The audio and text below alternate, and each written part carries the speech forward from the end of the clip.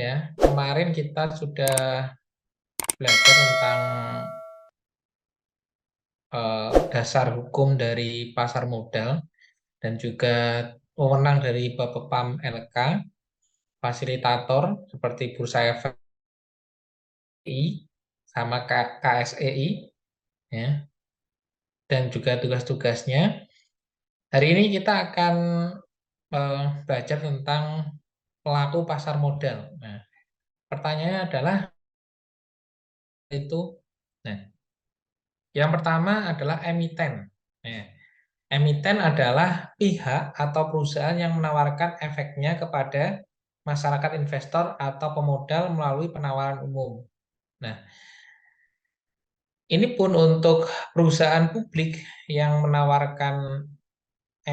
untuk menawarkan efeknya itu tidak sembarangan perusahaan daftar langsung bisa masuk ke bursa efek.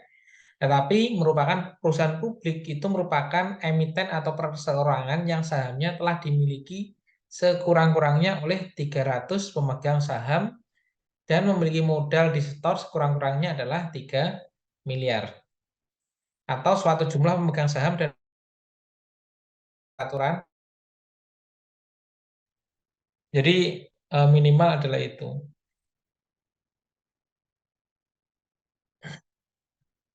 Oke, Mas Lukman.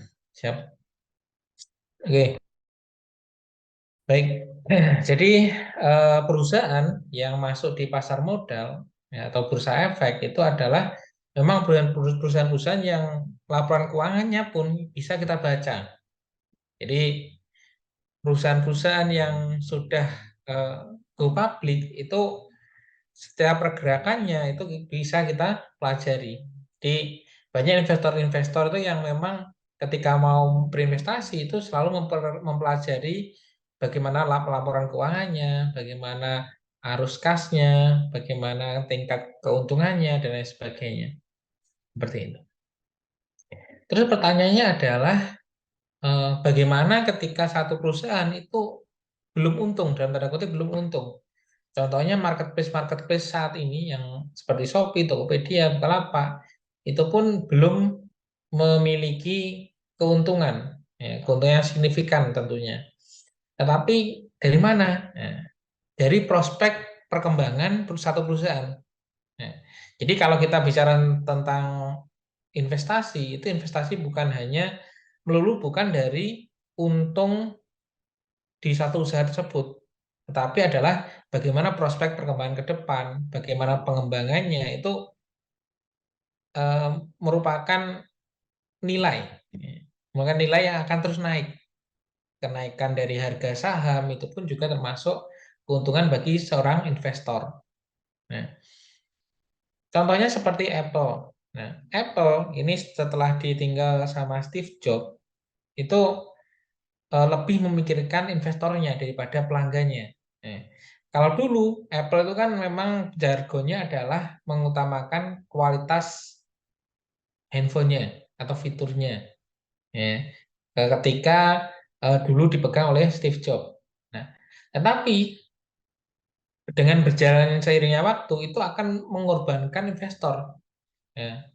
Jadi fiturnya bagus, harganya ramah, ya.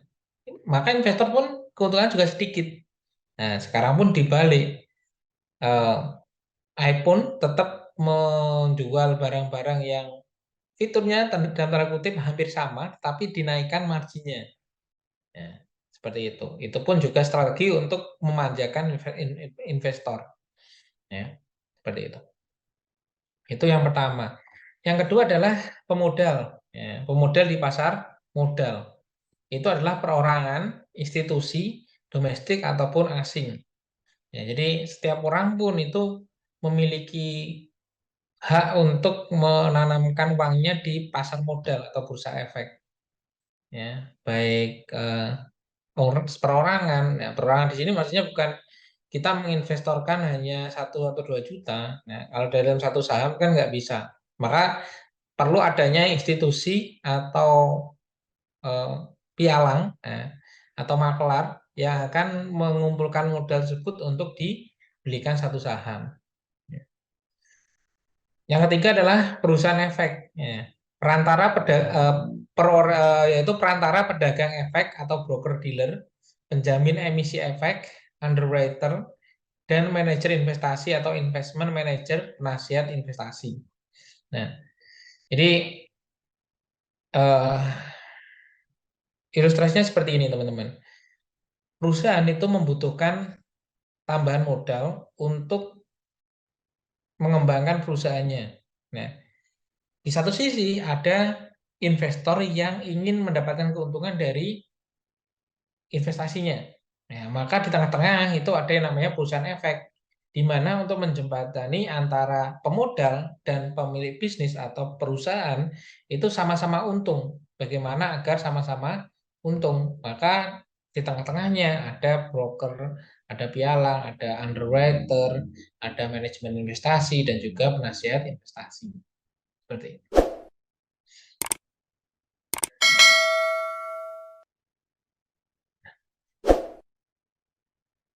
Berikutnya adalah prosedur pencatatan efek. Ya. Yaitu adalah profesi dan lembaga penunjang pasar modal melalui emiten dalam menyiapkan kelengkapan dokumennya. Ya. Jadi dalam pencatatan efek itu dokumen-dokumen yang dibutuhkan itu harus lengkap, yang harus disediakan oleh perusahaan. Emiten mengajukan permohonan kontrak pendahuluan. Ya. Ini yang kemarin ya. Jadi setelah lengkap dokumen dari perusahaan, lalu diajukan permohonan kontrak pendahuluan. Nah, lalu kontrak pendahuluan ditandatangani oleh Bursa Efek dan emiten. Kemudian emiten mengajukan pernyataan pendaftaran ke Bapepam. Ya. Lalu Bapepam mengeluarkan pernyataan efektif bahwasanya benar-benar perusahaan itu valid untuk dijual efeknya di Bursa Efek. Berikutnya adalah emiten melakukan penawaran umum. Ya. Emiten mengajukan permohonan pencatatan di Bursa Efek, lalu adanya persetujuan pencatatan dan pengumuman di bursa. Lalu akan terjadi yang namanya perdagangan efek di pasar sekunder. Nah, jadi saham-saham yang ada di pasaran saat ini itu merupakan saham-saham pasar sekunder. Siapa yang bisa masuk di penawaran umum? Itu biasanya adalah orang-orang tertentu yang memang mereka memiliki dana yang cukup besar. Nah, perantara pedagang efek adalah pihak yang melakukan kegiatan usaha jual beli efek untuk kepentingan sendiri ataupun pihak lain.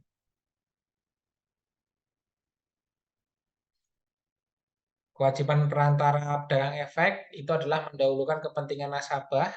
Ya. Jadi mereka harus memberikan keuntungan. Ya, bagaimana caranya agar nasabah itu memang benar-benar mendapatkan keuntungan yang diinginkan. Yang kedua adalah dalam memberikan rekomendasi kepada nasabah untuk membeli atau menjual efek, wajib memperhatikan keadaan keuangan dan maksud serta tujuan investasi dari nasabah. Jadi ilustrasinya adalah ketika eh, kita nih sebagai perantara ya, atau broker. Nah, ini ada saham yang akan naik 5 atau 10 tahun ke depan. Ya. Ternyata pengennya nasabah itu pengennya hanya 2 atau 3 tahun, maka kita tidak bisa merekomendasikan. Kita carikan perusahaan-perusahaan yang sekiranya itu bisa naik 2 sampai 3 tahun ke depan. Berikutnya adalah memberi jam, hari, dan tanggal atas semua pesanan nasabah pada formulir pemesanan. Jadi harus lengkap catatannya. Memberikan konfirmasi kepada nasabah sebelum berakhirnya hari bursa setelah dilakukan adanya transaksi.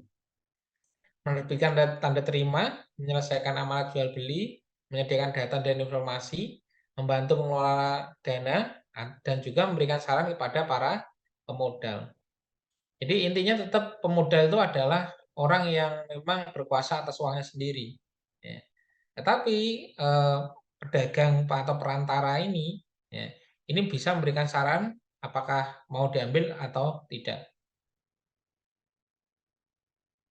Maka teman-teman ketika memang pengen menjadi pemodal, teman-teman harus belajar juga, ya, harus memahami juga investasi seperti ini.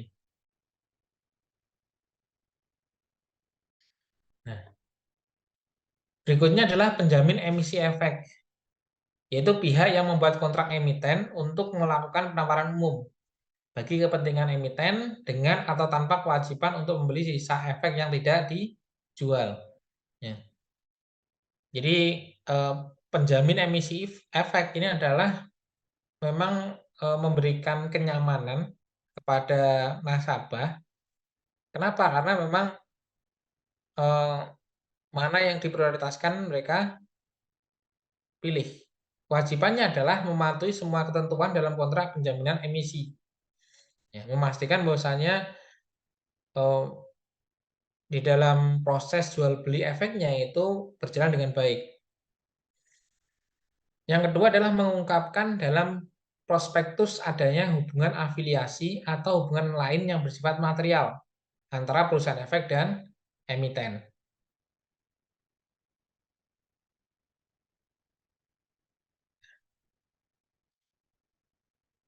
Ada juga manajer investasi, yaitu adalah pihak yang kegiatan usahanya mengelola portofolio efek untuk para nasabah atau mengelola portofolio investasi kolektif untuk sekelompok nasabah. Ya. Kecuali perusahaan asuransi, dana pensiun, dan bank yang melakukan sendiri kegiatan usahanya berdasarkan perundang-undangan yang berlaku.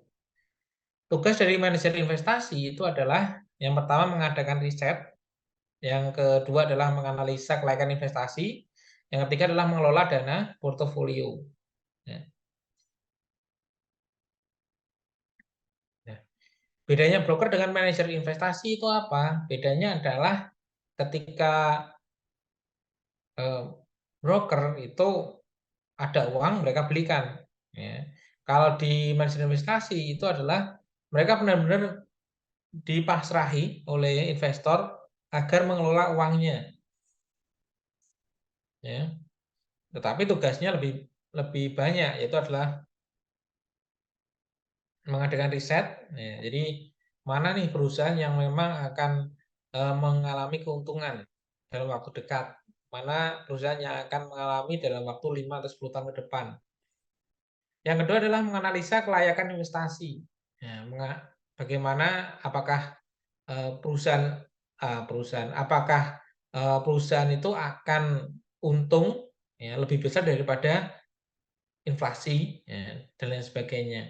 Yang ketiga adalah ini mengelola dana portofolio. Jadi keseluruhan dana itu tidak dibelikan ke satu perusahaan, tetapi dipecah-pecah. Ya. Sehingga akan lebih aman ketika kita bekerja sama dengan manajer investasi.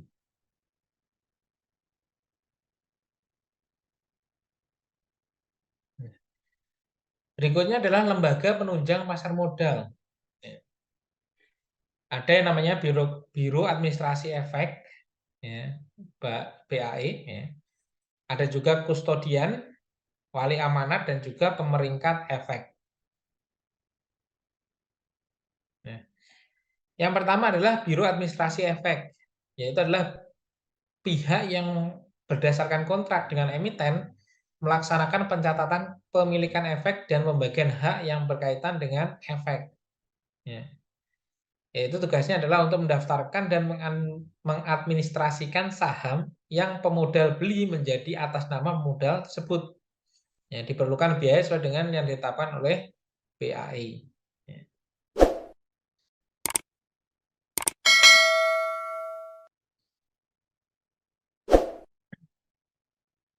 Nah, ada juga kustodian, ya, adalah pihak yang memberikan jasa penitipan efek dan harta lainnya, ya, yang berkaitan dengan efek serta jasa lainnya, ya, termasuk menerima dividen, bunga, dan hal lain. Ya, menyelesaikan transaksi efek dan mewakili pemegang rekening yang menjadi nasabahnya. Jasa yang diberikan kustodian adalah menyediakan tempat yang aman bagi surat-surat berharganya. Ya. Jadi ketika memang beli saham itu kita tidak dapat saham fisiknya, ya, tetapi disimpan oleh kustodian. Yang kedua adalah mencatat dan membukukan semua penitipan lain secara cermat, yaitu jasa administrasi. Yang ketiga adalah mengamankan semua penerimaan dan penyerahan efek untuk kepentingan pihak yang diwakili. Yang keempat adalah mengamankan pemindah tanganan efek. Yang kelima adalah menagih dividen saham, bunga obligasi, dan hak lain-lain yang berkaitan dengan surat berharga yang dititipkan. Yang dapat menyelenggarakan kegiatan usaha sebagai kustodian adalah lembaga penyimpanan dan penyelesaian, ya, perusahaan efek atau bank umum yang telah mendapat persetujuan dari Bapepam LK. Ya, jadi itu.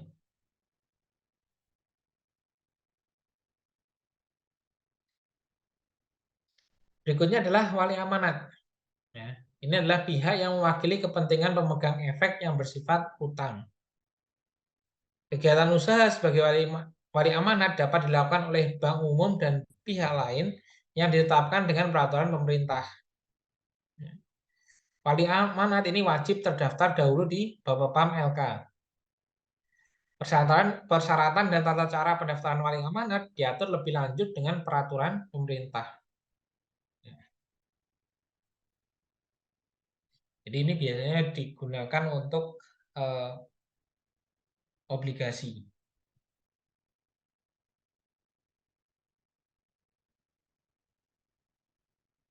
Berikutnya adalah pemeringkat efek.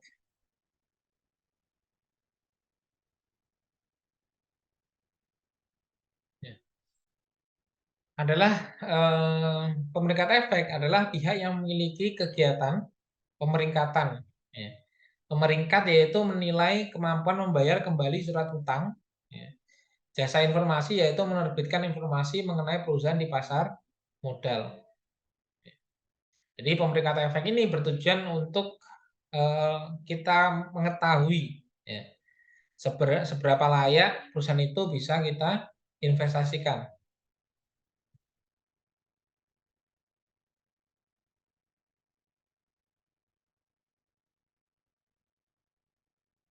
Profesi penunjang pasar modal yang lain itu adalah ada yang namanya akuntan, ya. Laporan keuangan, audit, dan pendapat akuntan. Ada juga konsultan hukum, yaitu adalah laporan legal, audit, dan pendapat konsultan hukum. Ya. Ada juga penilai, yaitu laporan hasil penilaian dan pendapat penilai. Notaris yaitu legalitas dokumen perusahaan. Dan juga profesi lain yang ditetapkan dengan peraturan pemerintah.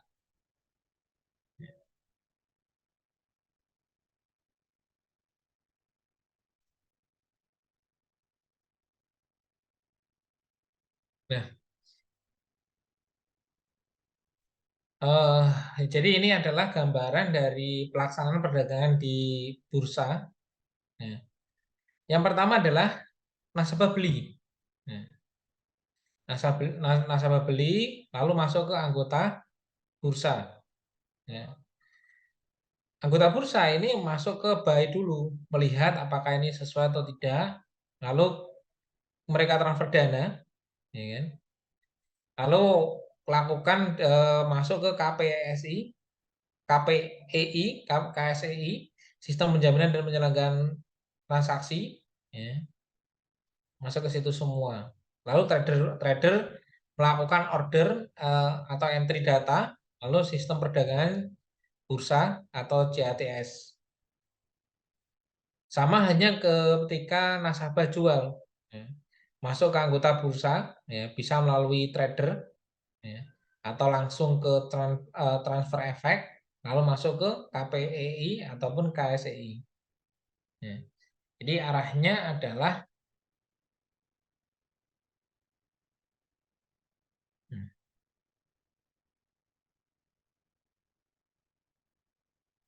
jadi dari nasabah ke anggota bursa bisa melalui trader, ya, lalu masuk ke sistem perdagangan bursa, lalu ke KPSI.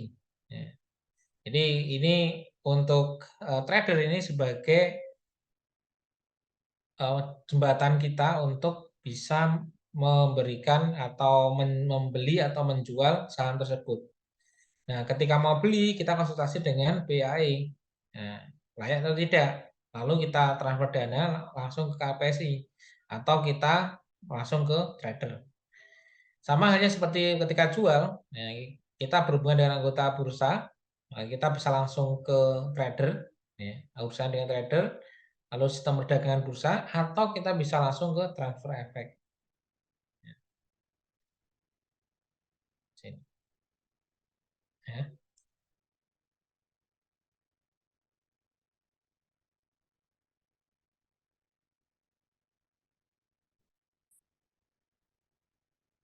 Nah,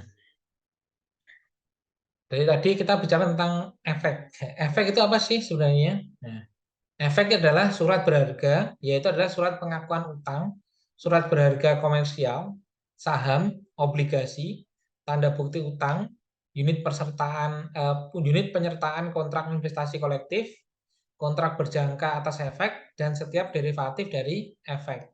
Ya. Efek-efek yang ada di pasar modal, yang pertama adalah adanya saham, obligasi, derivatif yaitu warrants, rights, option, future contract, ya, atau ETF, exchange trade fund. Ya. Efek lain yaitu adalah unit penyertaan reksadana dan efek berakun aset. Ya.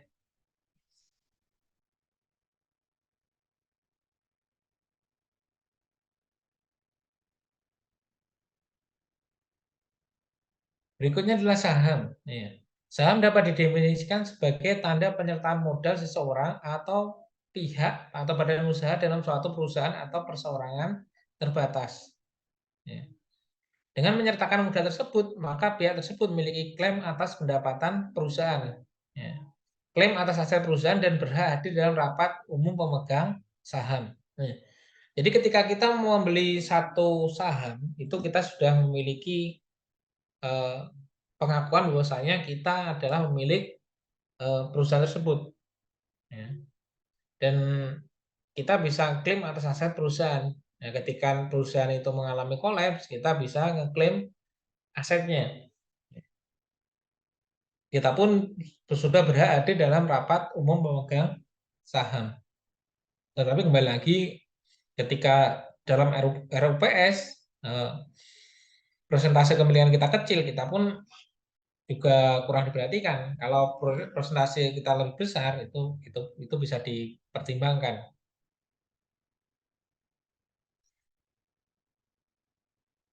Pertanyaannya adalah dari mana keuntungan saham tersebut? Ya, dari mana keuntungan saham? Jadi ada beberapa keuntungan. Ya, salah satunya adalah dividen. Ya. Jadi dividen ini adalah pembagian keuntungan yang diberikan perusahaan dan berasal dari keuntungan yang dihasilkan perusahaan. Ya. Jadi ketika perusahaan itu menjalankan bisnisnya dan perusahaan itu mengalami keuntungan, maka pemegang saham itu mendapatkan keuntungan berdasarkan persentase kepemilikan saham. Ya. Dividen diberikan setelah mendapat persetujuan dari pemegang saham dalam RUPS. Jadi keuntungan kan yang namanya keuntungan itu ada keuntungan bersih, keuntungan kotor, ataupun keuntungan yang harus sebagian diinvestasikan ulang di satu perusahaan tersebut. Ya. Jadi maka tidak semua keuntungan perusahaan itu dibagikan secara rata kepada pemegang saham. Nah, jadi harus melalui RUPS dulu. Dividen yang dibagikan perusahaan dapat berupa dividen tunai, ya, artinya kepada setiap pemegang saham diberikan dividen berupa uang tunai dalam jumlah rupiah tertentu untuk setiap sahamnya. Ya. Atau dapat pula berupa dividen saham yang berarti kepada setiap pemegang saham diberikan dividen sejumlah saham sehingga jumlah saham yang dimiliki seorang pemodal akan bertambah dengan adanya pembagian dividen saham tersebut. Ya. Jadi ada satu perusahaan itu yang memang dia sudah mendapatkan keuntungan dan mereka tidak ingin eh, sahamnya itu terus berada di tangan pemodal, maka mereka memberikan uang tunai. Ya, agar apa? Agar mereka bisa mencetak saham yang lebih banyak, lalu dijual kembali. Ya. Sama halnya seperti pembagian saham. Ada satu perusahaan itu yang memang mereka membutuhkan uang cash, maka pemodal itu diberikan saham tambahan. Nah, jadi kedua hal ini bisa dilihat dari bagaimana perusahaan tersebut berjalan. Ya. Mereka sudah settle belum, sudah bagus belum. Kalau sudah bagus, mereka membagikan keuntungan dalam bentuk tunai. Tetapi kalau masih dalam tahap berkembang, mereka memberikan kembali adalah sejumlah saham. Itu keuntungan yang pertama. Keuntungan yang kedua adalah adanya capital gain, ya, yang merupakan selisih antara harga beli dan harga jual. Capital gain terbentuk dengan adanya aktivitas perdagangan saham di pasar sekunder. Misalnya adalah investor membeli saham ABC dengan harga per sahamnya adalah 3.000. Kemudian menjual kembali dengan harga 3.500 per saham. Nah, yang berarti pemodal tersebut mendapatkan capital gain sebesar Rp500 untuk setiap saham yang dijualnya.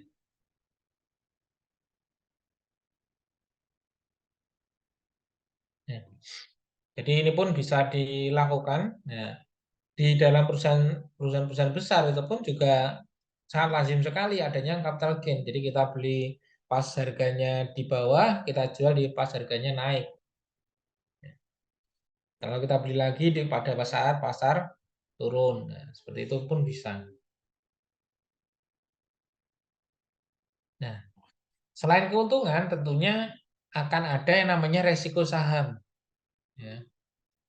Jadi ada dua hal yang yang menjadi resiko dalam kita menanamkan modal di saham. Ya. Yang pertama adalah capital loss, ya, yang merupakan kebalikan dari capital gain, ya, yaitu suatu kondisi di mana investor menjual saham lebih rendah dari harga belinya. Ya. Misalnya saham PTXYZ yang dibeli dengan harga 2.000 per sahamnya, kemudian harga saham tersebut terus mengalami penurunan hingga mencapai 1.400 per sahamnya. Karena takut harga saham tersebut akan turun, investor menjual pada harga 1.400 tersebut sehingga mengalami kerugian sebesar 600 per sahamnya.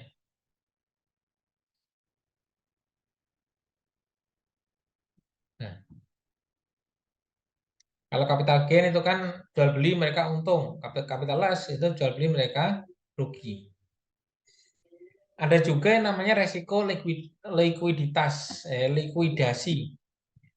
Jadi yang namanya perusahaan itu tidak serta-merta akan abadi, tentu akan adanya naik turun. Ya. Contohnya Nokia yang dulu menjadi raja handphone, di 10 tahun terakhir mereka mengalami penurunan, meskipun saat ini mereka mulai naik juga, ya, tetapi akan ada resiko likuidasi seperti itu. Jadi ada juga banyak bank-bank yang dulu pada saat krisis moneter itu tutup, ya, padahal di sana adalah bank-bank yang besar.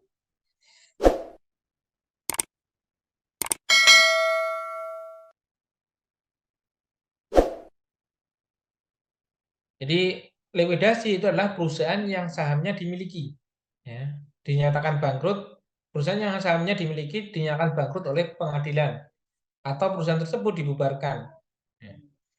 Dalam hal ini, hak klaim dari pemegang saham mendapat prioritas terakhir setelah seluruh kewajiban perusahaan dapat dilunasi dari hasil penjualan kekayaan perusahaan. Jika masih terdapat sisa dari hasil penjualan kekayaan perusahaan tersebut, maka sisa tersebut dibagi secara proporsional kepada seluruh pemegang saham. Namun jika tidak terdapat sisa kekayaan perusahaan, maka pemegang saham tidak akan memperoleh hasil dari likuidasi tersebut. Kondisi ini merupakan resiko yang terberat dari pemegang saham. Ya, untuk itu, seorang pemegang saham dituntut untuk secara terus-menerus mengikuti perkembangan perusahaan. Ya. Jadi kan ada beberapa investor yang ogah ribet. Ya. Mereka langsung menanamkan modalnya di satu perusahaan. Ya. Ketika sudah lama, 10 tahun, 20 tahun, ternyata perusahaan tersebut mengalami kebangkrutan. Ya. Maka perusahaan itu akan menyelesaikan kewajibannya, jadi hutang dagang, ya, itu dilunasi dulu, hutang pajak dan lain sebagainya itu diselesaikan dulu, baru dibagikan secara merata kepada pemegang saham. Ya, dan itu pun berdasarkan persentase kepemilikan sahamnya. Ya, berapa saham yang akan berapa keuntungan yang akan didapatkan. Jadi ketika perusahaan itu dinyatakan bangkrut, maka mereka harus membayar hutang-hutang yang ditanggung oleh perusahaan. Lalu mereka menjual aset-aset yang mungkin bisa dijual. Lalu ketika sudah terkumpul dan itu merupakan uang yang sudah menjadi harta terakhir dari perusahaan, ya, maka itu baru dibagikan pada investor. Ya. Itu mungkin teman-teman untuk saham, ya kan? Jadi yang tentunya yang namanya saham itu selalu memiliki keuntungan dan juga resiko. Ya. Maka ketika teman-teman ingin berinvestasi di saham, kita wajib tahu bagaimana keuntungannya seperti apa, berapa persen keuntungan yang mungkin didapatkan, dan berapa persen kira-kira resiko yang akan didapatkan. Ya. Semakin tinggi resiko, maka akan semakin tinggi sahamnya. Ya. Tapi kita pun juga bisa mencari saham-saham yang resikonya kecil tapi keuntungannya besar. Ya, biasanya produk perusahaan-perusahaan yang startup yang lagi berkembang. Seperti itu. Ya. Itu mungkin teman-teman dari sini ada yang ditanyakan? Tidak ada? Oke, kalau tidak ada, mungkin itu saja teman-teman dari saya untuk materi kali ini. Semoga bermanfaat. Saya akhiri cukup sekian. Wassalamualaikum warahmatullahi wabarakatuh. Selamat malam teman-teman sekalian. Terima kasih, Pak.